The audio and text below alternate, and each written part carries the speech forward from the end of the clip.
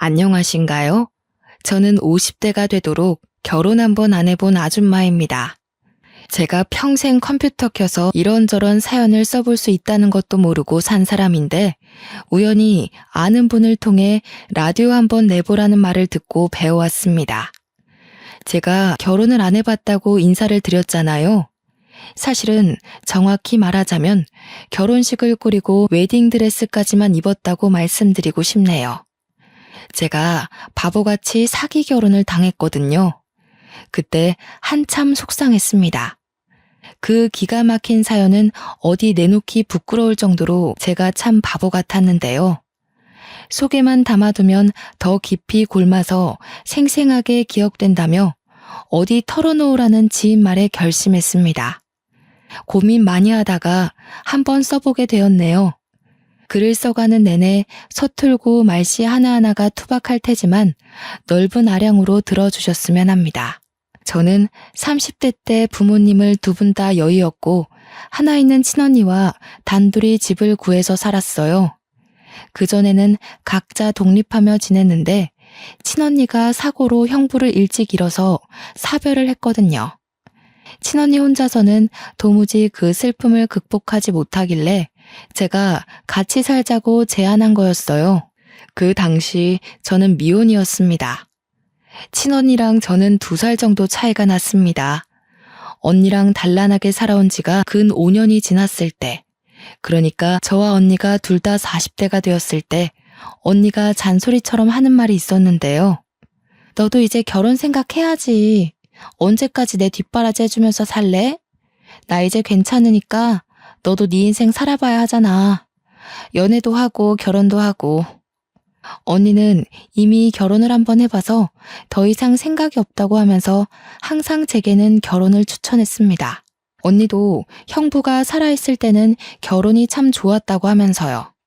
그냥 식구가 주는 안정감과는 다르다면서 제게도 배우자가 있을 때 행복을 알게 해주고 싶다고 하네요. 그런 달콤한 말에도 저는 딱히 관심이 안 가더라고요. 결혼에 대한 선망이 전혀 없었습니다. 언니는 제가 자기 때문에 인생을 허비하고 있다고 생각했는데 저는 전혀 그렇게 생각하지 않았거든요. 언니랑 지내면서 제 나름 삶이 즐거웠고 또 가족과 함께 지내니까 옛날 생각나서 좋았단 말이죠. 언니한테 그렇게까지 말해봤는데도 언니는 제가 50 되기 전에는 꼭 남자를 붙여줄 거라고 신신당부를 하지 뭡니까? 저는 그런 언니를 더 말릴 생각은 없었어요. 사실 그냥 하는 말인 줄 알았거든요. 그런데 역시 말렸어야 했나 봅니다. 제 기준에 언니가 그렇게까지 하면서 제게 남자를 찾아주려고 한 줄은 상상도 못했어요. 당시 제가 40 중반 정도였는데 나이가 제 나이 정도면 매칭 아니고서야 남자를 만나기 힘들다는 겁니다. 자연스럽게 만나려면 이상한 동호회를 가입해야 하는데 거기는 너무 위험해질 수 있으니 너무 위험 요소가 많으니 차라리 돈 주고 믿을 만한 결혼정보 회사에 등록하는 게 좋다고 하대요. 이때 설마 싶었습니다. 무슨 돈까지 들이면서 남자를 만나냐고 됐다고 손사래를 쳤는데도 언니는 꼭 죽기 전에 해봐야 하는 게 결혼이라면서 저를 업체에다 등록해버렸지 뭐예요. 저는 생전 그런 것에는 발 담글 생각이 없었던 사람입니다. 그렇게까지 남자를 만나고 싶지도 않았고요. 언니가 이미 등록하고 와서 저한테 사실을 말해줬는데 괜히 남사스럽더라고요. 다 늙은 나이에 결혼정보회사라니. 당시에는 창피해서 얼굴이 다 빨개졌습니다. 그런 데는 돈 많은 사람이나 조건 좋은 사람들 있는 곳 아니야? 아니면 젊은 사람들이나 희망이 있지. 나는 직장도 변변찮고 나이도 많잖아. 괜히 돈 버리는 짓 했네. 지금이라도 물을 수 없어? 거기는 웃긴다. 당사자도 아닌데 왜 확인 연락이 없대? 식구라서 민증이랑 가족관계 증명서 가져가면 등록해주더라. 그리고 이 좋은 걸 왜 몰라? 우리 또래도 생각보다 많아. 오히려 우리 또래가 더 많을 수도 있지? 젊은 사람들은 알아서 기회가 찾아오는데 우리같이 나이 있는 사람은 기회가 적으니까. 내가 정말 좋은 남자 해달라고 했으니까 기다리고 있어봐. 언니가 너무 서두르는 느낌이 없지 않아 있었지만 이때만 해도 언니의 생각보다는 언니가 마음대로 그런 큰 돈을 들여 일을 벌인 것에만 신경이 가 있었어요. 그렇다고 다툰 건 아니에요. 언니가 제 걱정을 많이 생각해서 그랬단 걸 아니깐요. 저는 언니와 함께 개인 애견 카페를 차려 운영 중인데요. 그 사망보험금으로 차린 카페예요. 그래서 부모님이 주신 선물이라 생각하고 정말 열심히 공부해서 운영해 나갔죠. 평소 강아지를 좋아하는 언니와 제 마음이 맞아서 시작한 사업이었고 아파트 단지 주위에 있어서 가족 단위 손님들이 제법 많이 와요. 그래서 먹고 살 만큼은 벌고 있었습니다. 그러나 그게 어디 대놓고 자랑할 만한 재산은 아니었어요. 결혼 업체에 등록하려면 내부 사정을 하나하나 밝혀야 했을 텐데 제 형편없는 조건으로도 되는 게 있었나 보더라고요. 그게 민망해서 언니한테 슬쩍 물어봤는데 언니는 그것도 업체마다 커트라인 조건이 다르다고 자기가 알아본 업체는 신생업체였는데 그래서 커트라인이 다소 낮게 잡혀 있었다네요. 언니도 자세히는 모르지만 어떤 손님들 하는 얘기를 엿듣고서 그곳을 찾아가 봤다고 합니다. 이미 엎질러진 물이고 환불도 안 된다고 하니까 저도 그만 될 대로 되라 식으로 마음을 놓아버렸어요. 그렇게 한 4개월이 흘렀을까요? 언니가 예전 엄마와 같은 병으로 몸져 눕게 된 거예요. 이미 완치 시기를 놓친 유방암이라고 했습니다. 언니가 스스로 입원을 한 뒤에 저한테 연락이 왔었는데요. 저는 그 전화 한 통을 받고 나서야 처음으로 언니의 지병을 알게 되었습니다. 너무 놀라서 장사를 접으면서까지 언니 간병에 올인을 했는데 알고 보니까 언니는 이미 자기의 병세를 알고 있었던 겁니다. 내가 사망보험금 들어놨거든. 우리 동생 혼자 두고 가는 게 미안해서 언니로서 주는 용돈이야. 누구 주지도 말고 너 혼자 다 써야 돼. 남은 생 실컷 누리다가 나중에 우리 식구 다 같이 만나자. 먼저 가서 기다리고 있을게. 무슨 소리 하는 거야? 왜 그런 마음 약한 소리를 해? 진짜 나를 걱정하고 미안했으면 힘내서 살 생각을 해야지. 어차피 완치도 안 될 텐데 돈 들여서 뭐해. 힘든 상태로 연명만 하는 셈일 건데. 혹시 결혼업체에서 연락 안 왔어? 그거 연락 오면 꼭 받아야 돼? 지금 이 와중에 그게 문제야? 언니 앞날이나 걱정해. 내 일은 내가 알아서 잘할 테니까. 대체 왜 나를 나쁜 동생으로 만들어? 내가 언니를 위해서 노력해볼 수도 없게 왜 이제서야 얘기를 했냐고. 제가 그때 언니를 얼마나 나무랐는지 모릅니다. 화가 나서 원망스럽기까지 했어요. 그럼에도 언니는 그동안 자기 힘들 때 옆에 있어줘서 고마웠다고, 끝까지 같이 못 있어줘서 미안하다고 그간 못했던 고백들만 할 뿐이었습니다. 언니는 몇 번 치료를 받았는데도 암세포가 번지기만 할 뿐 의사도 더 이상은 가망 없다고 했고 그렇게 호스피스로 옮겨졌어요. 그곳에선 입원한 지 일주일 만에 급격한 컨디션 저조로 세상을 떴고요. 어쩌면 부모님이 돌아가셨을 때보다 더 힘들었던 것 같습니다. 제겐 정말 하나밖에 없는 가족이었거든요. 옆에 가족이 단 한 명도 남지 않았다는 건 생각보다 더 무섭고 혼자인 것 같은 기분이더라고요. 언니 장례를 마치고 언니랑 같이 썼던 방을 정리하면서 발견하게 된 것이 있었는데요. 하나의 봉투였습니다. 봉투에 제 이름이 써져 있는 것 보니 제게 주는 편지 같았어요. 그것을 읽는데 저는 언니가 왜 그렇게 제 옆에 남자를 두려고 했는지 알겠더라고요. 언니는 제가 이렇게 혼자 남게 될 걸 이미 알고 있었다는 겁니다. 자신의 몸 상태가 시한부라는 걸 알아서 제 옆에 오래 있을 수 없다는 생각에 그리 급히 서둘렀던 거였어요. 그리고 적당한 조건을 갖춰야만 업체에 등록할 수 있다는 커트라인도 언니가 자기 사망보험금을 추려서 부모님 것까지 10억이 되는 자산을 기재했기 때문에 통과된 거였고요. 저는 그 편지를 붙잡고 한자리에서 또 얼마나 울었는지 몰라요.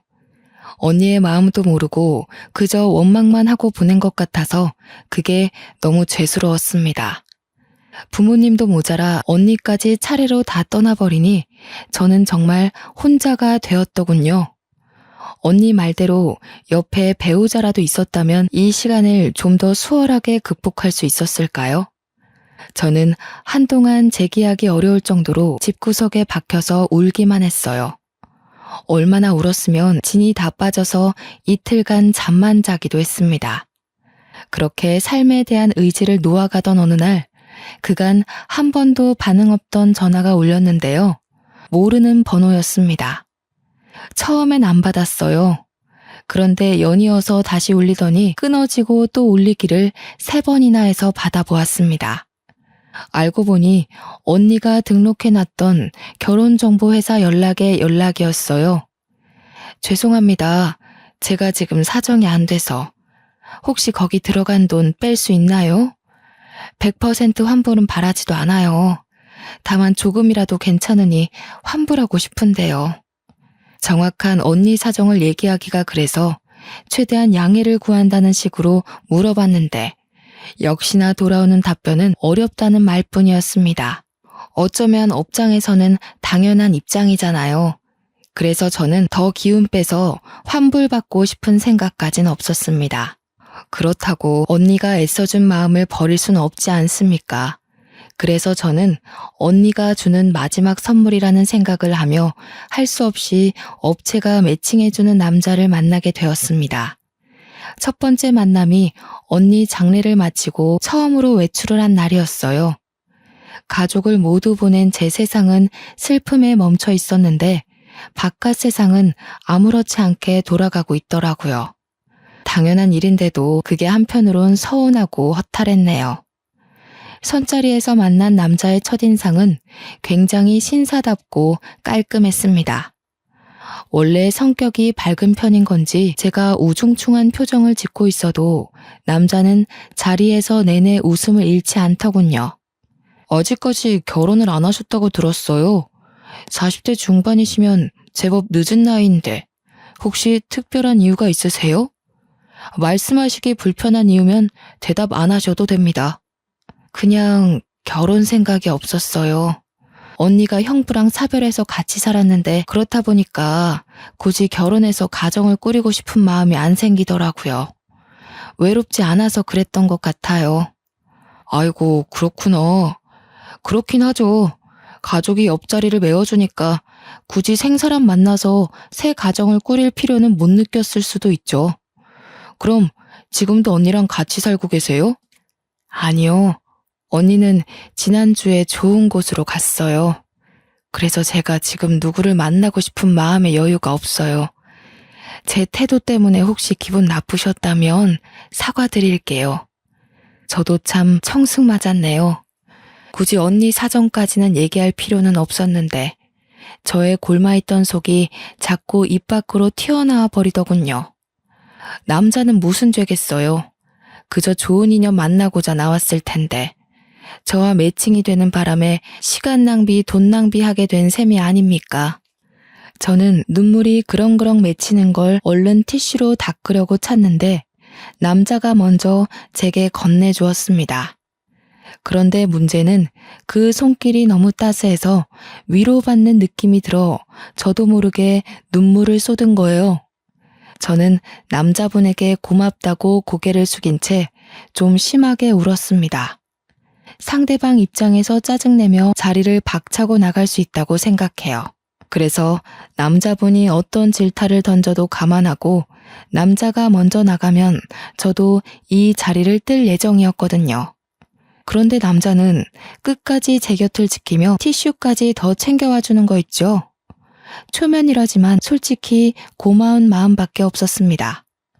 혼자라고 생각했는데 누군가 곁에서 손을 내밀어 주니 그 순간 짧게나마 숨통이 트이는 것 같았어요. 저는 생각 외로 후회했던 것만큼 좋은 시간이었지만 남자는 아니었을 거라 생각했습니다. 당연히 다음 기약은 기대도 안 하고 있었어요. 그냥 하루 위안받고 온 날이라고만 여겼죠. 그러나 그날로 다시는 저를 안 볼 거라 생각했던 그 남자에게서 연락이 온 겁니다. 현주 씨 뭐 하세요? 오늘 저녁에 붉은 달 뜬대요. 같이 보러 가실래요? 주소 알려주시면 제가 모시러 갈까 하는데. 아, 저는 그냥 집에서 쉬려고요. 죄송합니다. 연락 주실지는 몰랐는데 지난번엔 너무 죄송했어요. 저보다 더 좋은 분 만나서 좋은 인연 이어갔으면 해요. 현주 씨, 저도 현주 씨처럼 소중한 사람을 먼저 보냈어요. 결혼하려고 했던 사람이 현주 씨 언니분이랑 같은 암에 걸려서 저도 많이 힘들었거든요. 하지만 내가 살아야만 사랑하는 사람들이 위해서 마음 편히 쉴 수 있지 않을까요? 집에서 소가리만 하고 있으면 하늘에 있는 식구들 속이 더 굶어요. 아마 현주 씨 언니분도 현주 씨가 잘 살길 바라고 있을 거예요. 그 남자가 건네는 따스한 위로에서 언니가 멀쩡한 정신일 때 해줬던 마지막 말이 떠올랐습니다. 사망보험금 다 쓰고 즐기고 오라는 언니가 순간 눈앞을 스쳐갔죠. 제가 가진 전 재산은 언니 사망보험금에 엄마 아빠 사망보험금까지 총 액수가 10억 정도일 겁니다. 언니가 밑에 물려준 후손 신경 안 써도 되니까 저보고 꼭 혼자 다 쓰라고 했잖아요. 남자분이 저처럼 같은 경험을 겪어서 제가 남자분에게 끌렸던 것일까요? 그분의 따뜻한 위로에 크게 흔들린 저는 그때부터 남자분이 부르는 대로 밖을 나갔던 기억이 납니다. 그 남자도 결혼할 여자가 있었으나 결혼까진 못했으니 총각이었고 저도 처녀였잖아요. 아무래도 그게 저희 둘 사이를 급격히 좁히는데 큰 원동력이 아니었나 싶어요. 남자는 여자들이 좋아할 만큼 다정하고 배려심이 깊은 사람이었습니다. 늘 제 감정을 먼저 생각해주며 제 마음속 이야기를 경청해서 들어줬죠.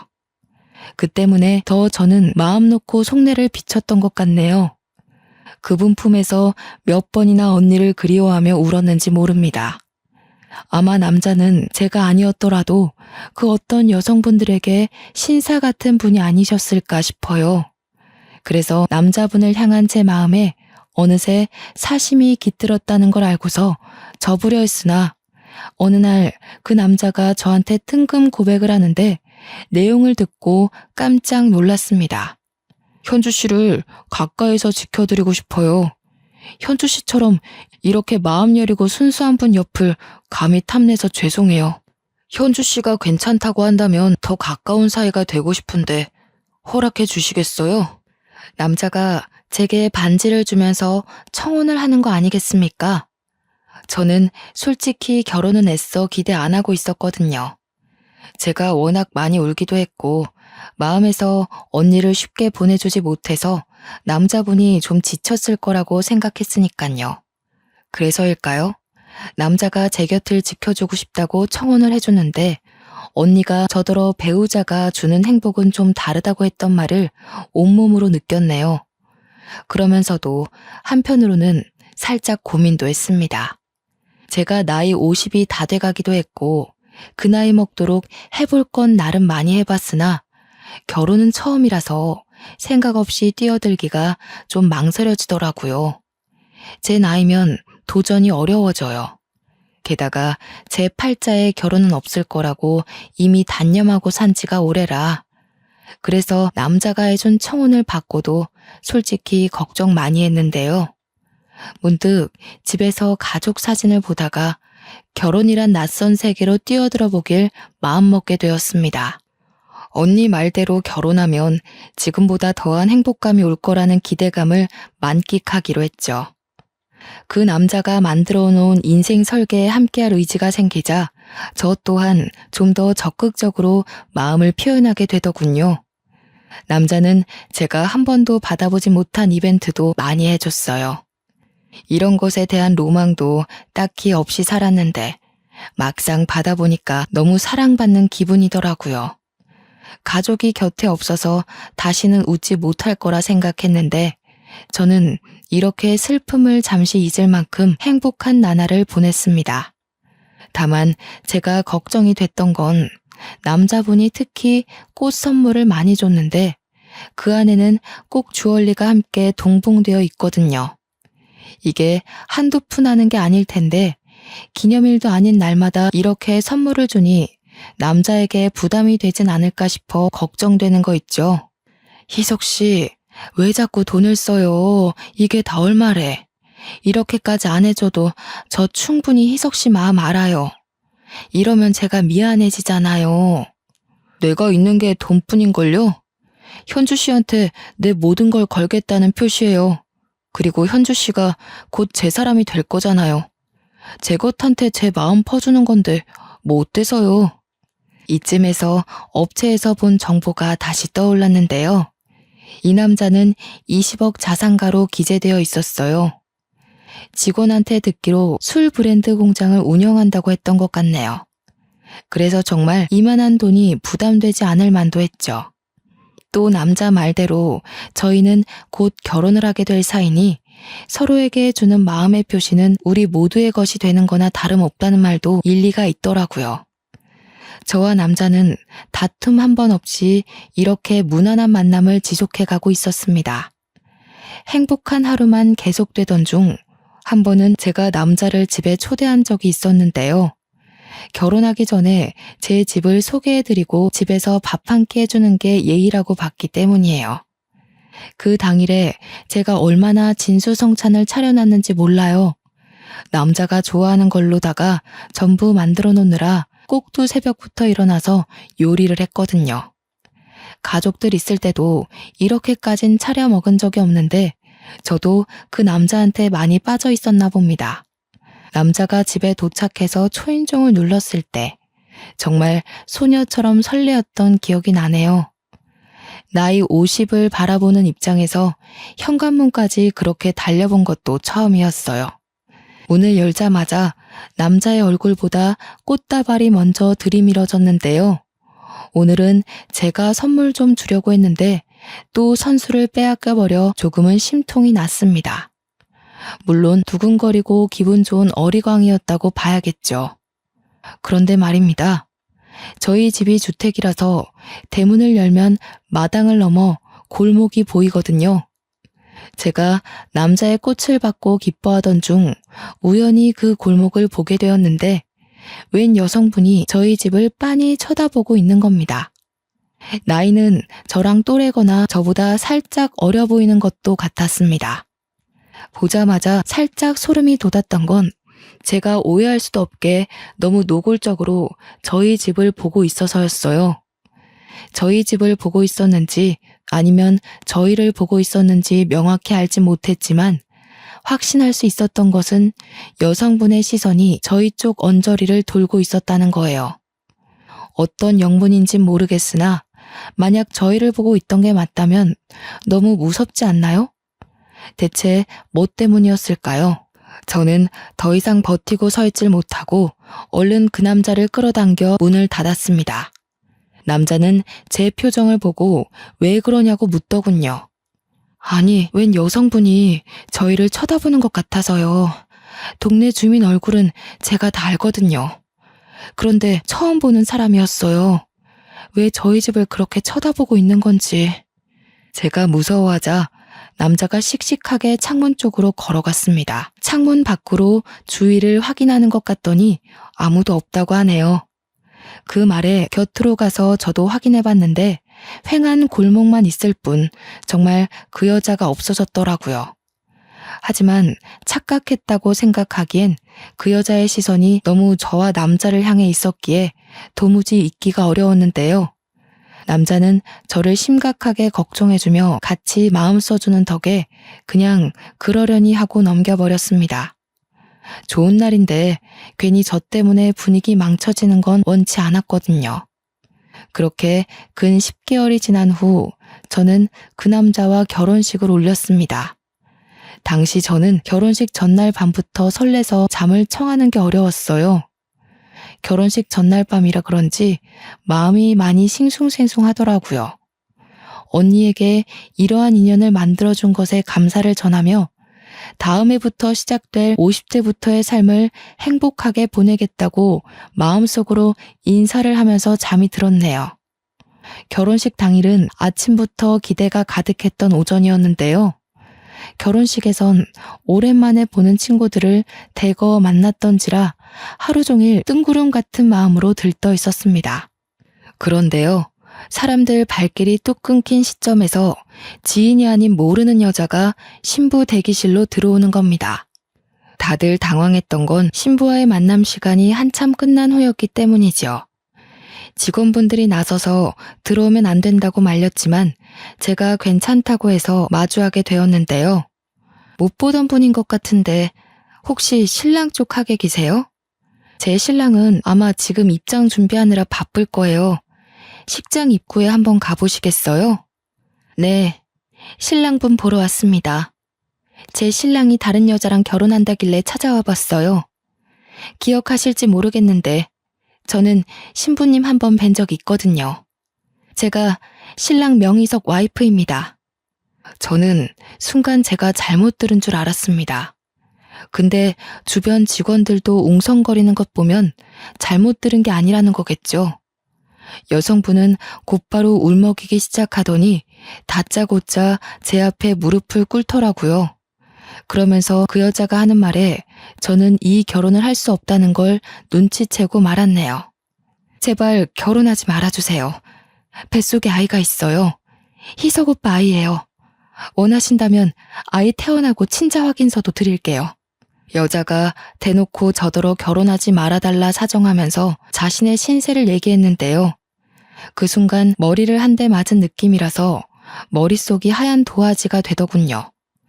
그러니까 이 여자가 하는 말은 지금 제 신랑이 혼인신고 없이 이미 결혼을 한 사람이었고 자기가 제 신랑 부인인데 집안 사정이 어려운 실정이었고 제 신랑이 돈을 구하기 위해서 학위 조작, 재력 조작, 신분 조작을 해서 업체에다 등록했으며 돈 많은 여자 꿰어서 재산 빼먹으려고 했다는 내용이었습니다.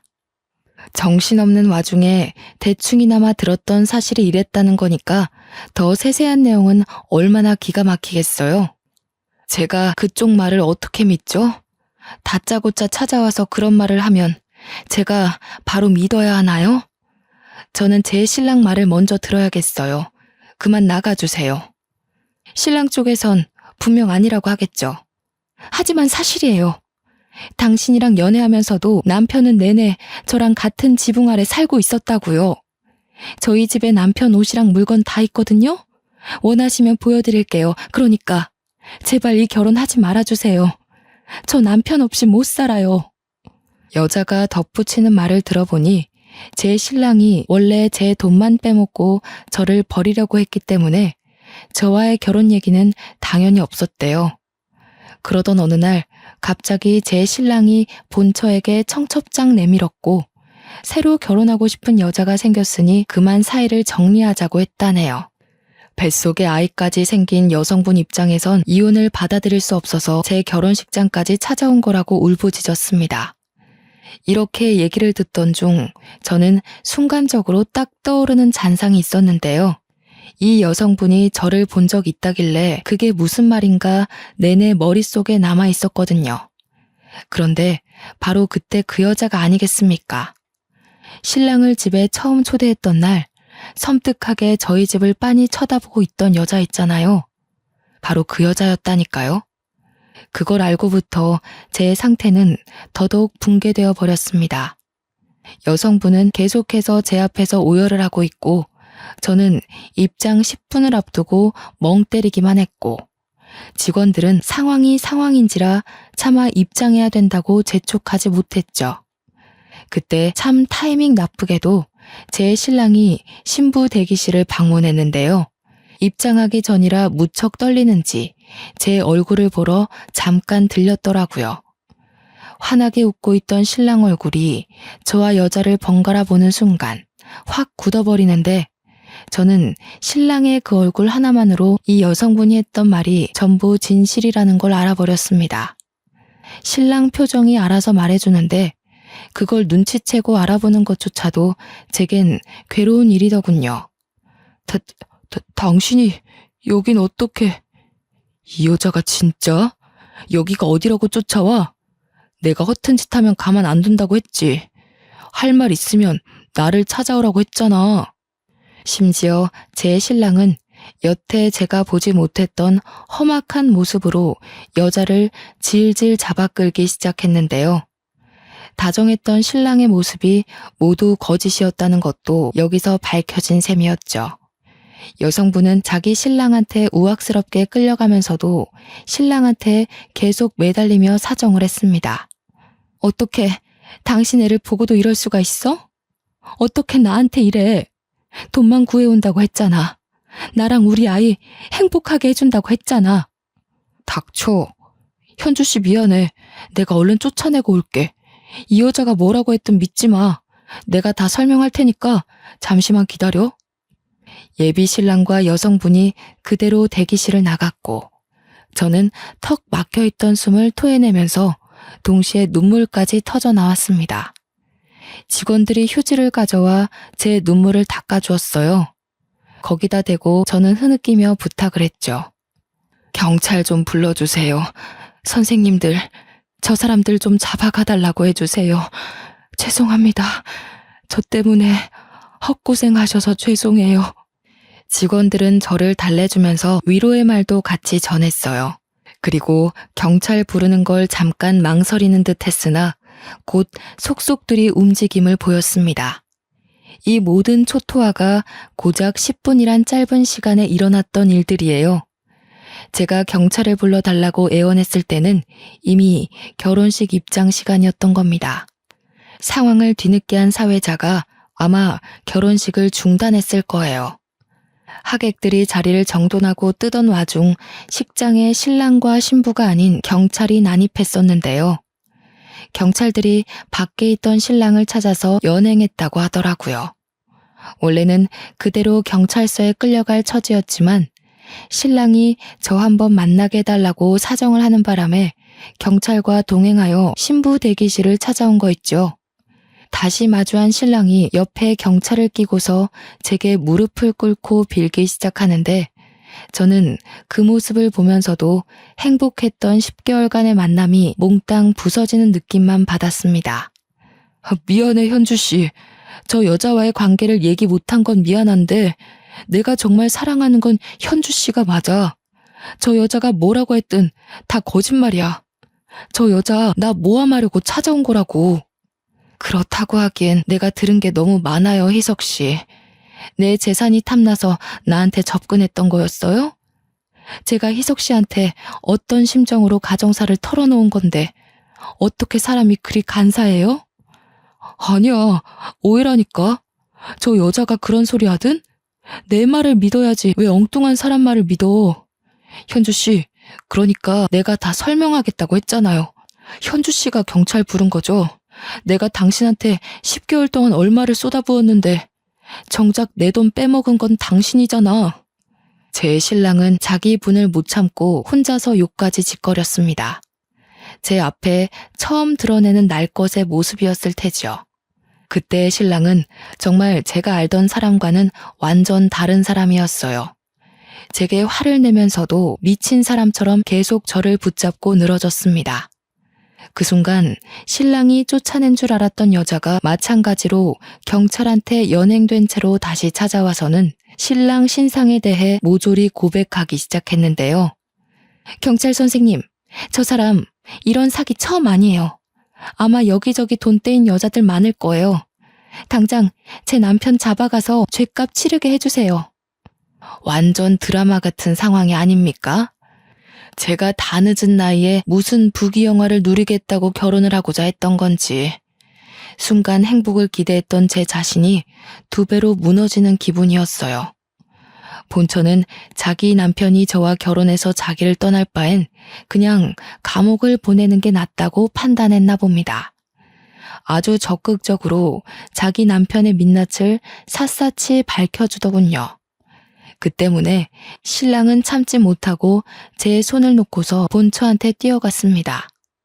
그 두터운 손으로 본처의 머리채를 꽉 잡는데 하마터면 닭싸움이 될 뻔했던 걸 경찰이 나서서 상황이 진정되었네요. 바깥에는 하객들 쫙 깔려 있었습니다. 저는 일부러 얼굴 비추지 않고 한참 신부 대기실에만 있었어요. 친구들이 저를 걱정해서 만나고자 했으나 당시 저는 아무도 보고 싶지 않았던 듯합니다. 한참 그곳에서 울기만 했거든요.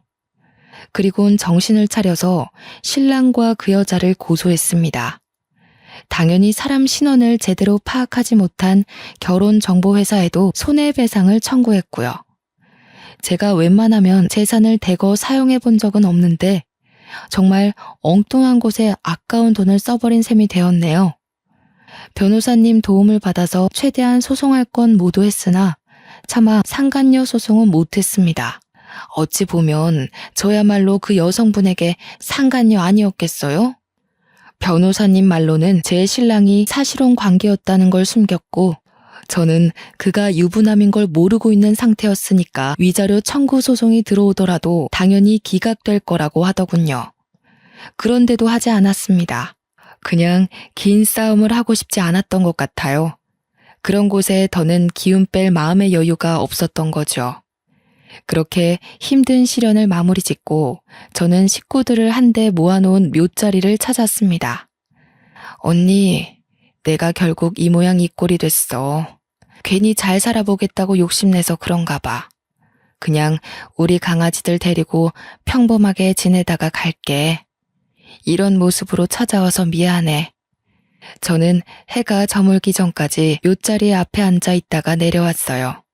이미 카페 개들은 우리 집에 있었고 내일부터 다시 카페를 오픈해야 되니 개들을 옮기기 전에 매장 청소를 해야 했습니다. 그래서 늦은 저녁쯤 카페를 찾았죠. 그런데 카페 앞에 누가 서 있더라고요.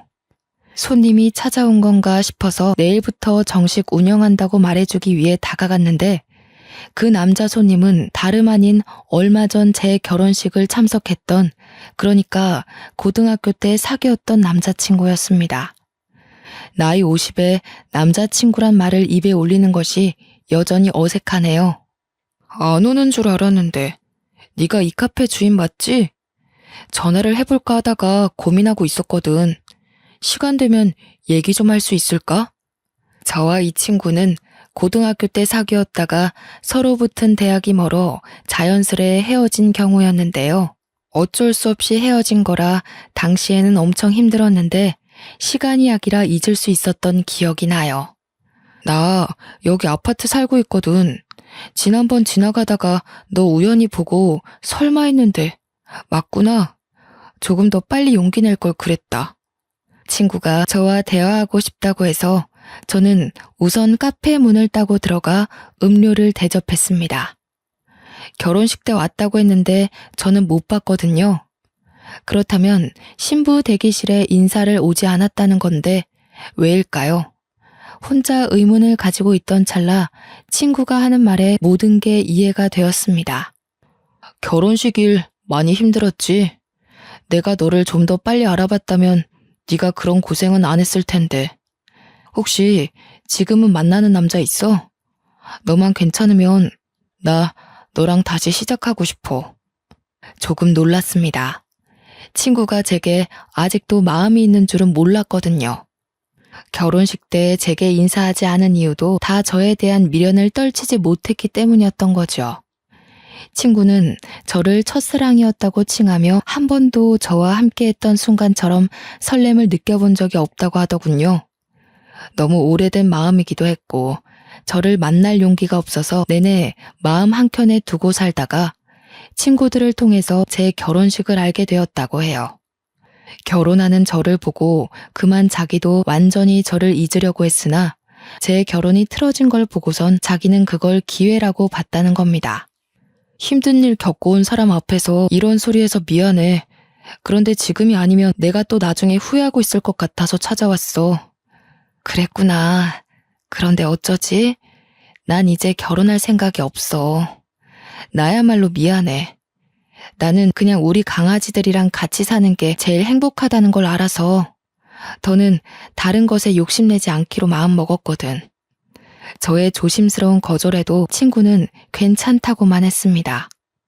꼭 결혼을 해야만이 서로가 함께 있을 수 있는 거 아니지 않냐고. 그냥 옆에만 있게 해달라고 하네요. 관계의 정리는 같이 지내면서 언제든 바뀔 수 있으니 억지로 관계를 정의 내리는 건 자기도 싫다고 하면서요. 그날은 제가 차마 확답은 주지 못하고 헤어졌는데요. 그 뒤로도 친구랑 같은 아파트라서 그런지 자주 보게 되었습니다. 친구는 제게 부담되게 다가오거나 선을 넘지 않았어요. 와서 손님이 많으면 카페 일을 도와주기도 했고 강아지들 관리에도 큰 보탬이 되어 주었어요. 그렇게 3년이 지난 현재까지도 저와 친구의 관계는 제자리 걸음 중입니다. 친구는 아직도 제 카페에서 개들이랑 시간을 보내고 저와 얼굴 마주하는 게 좋기만 하다고 하네요. 참, 친구도 아직 결혼을 안 했대요. 다른 여자한테 마음이 안 간다는 이유만으로 계속 결혼을 미뤄왔다고 하더라고요. 그렇다고 또 제게 결혼을 언급하는 건 아니었어요. 친구의 감정이 어떤지 제가 먼저 궁금할 정도로 친구는 자신의 마음을 묻어두기만 했죠. 남자한테 크게 당해서 결혼식까지 망쳐본 제가 바보 같게도 또 남자한테 흔들리고 있으니 얼마나 한심합니까? 감정이 앞서는 이 마음을 억누르는 것도 참 힘든 일이더군요. 그러면서도 한편으론 모른 척 제 감정이 시키는 대로 넘어가 볼까 싶기도 해요. 이 감정을 한 번 더 믿고 가봐도 되는지 지금은 그 생각으로 고민이 깊습니다. 사연을 이렇게 써내려가는 게 맞는지 기억을 떠올려보며 작성하느라 시간이 좀 오래 걸렸습니다. 남들에게 제 이야기를 전하는 게 역시 보통 일은 아닌 듯 싶네요. 하늘에서 허락해주는 제 세월이 어디까지인지 모르겠으나 제가 조금은 두려움을 걷어낼 필요가 있는 걸까요? 다른 사람들은 저 같은 상황을 직면했을 때 보통 어떤 결정을 내리는지 궁금합니다. 누구는 원래 사람한테 대이기도 하면서 사람한테 치유받고 그러는 거라고. 삶이 본래 그렇게 살 수밖에 없도록 만들어졌다고 하는데 그 말이 맞는 걸까요? 그만 마음을 내려놓아야지. 그때 크게 당한 사건을 그만 잊어야지. 하는데도 이 두려움을 완전 모른 채 하는 게 참 어려운 일인 것 같습니다. 그래도 그 친구한테 참 고마운 것이 있어요. 매일 곁에서 같이 있어주는 친구의 노력 덕분에 제가 혼자라는 생각에서는 벗어났다는 겁니다. 저는 세상에 혼자 남겨진 것 같다는 생각 때문에 외롭거나 무섭지는 않아요. 아마 저는 이렇게 저만의 속도대로 마음을 추스르다가 친구에게 서툰 감정을 고백할지도 모르겠네요. 젊을 때는 혼자 있는 삶이 마냥 자유롭고 혜택이라고 생각했었는데요. 소속감이라는 게 사람 감정에 참 큰 기여를 하더라고요. 젊을 때는 가족이 있었잖아요. 어디서 뭘 하든 혼자 하더라도 제 뒤편에는 늘 가족이란 울타리가 있었잖아요. 그게 없어진 어디에도 소속되지 않는 삶을 산다는 건 감히 생각만으로 느낄 수 있는 기분이 아니더군요. 그래서 말씀드리고 싶어요. 사랑하는 사람과 묶여있는 가족이 있다는 건 참 든든한 시간이에요. 너무 익숙해서 우리가 못 느끼는 것뿐이지 우리는 늘 가족한테서 조건 없는 지지를 받으며 살아가고 있다는 걸 꼭 기억하고 가족에게 사랑의 표현을 많이 해주시면 좋겠습니다. 먼저 겪은 입장에서 알려드리는 건데 이미 그런 가족을 잃고 나서 깨달음을 얻는다는 건 생각보다 많이 힘들어요. 그러니 꼭 있을 때 잘합시다. 끝마무리 인사를 어떻게 해야 할지 모르겠네요. 그저 모든 분들이 아픔을 덜 느끼는 방향으로 지혜롭게 살아가셨으면 합니다. 여태까지 경청해 주시고 관심 가져주셔서 고맙단 말씀 드리고 싶어요. 그럼 이만 글을 마치도록 하겠습니다.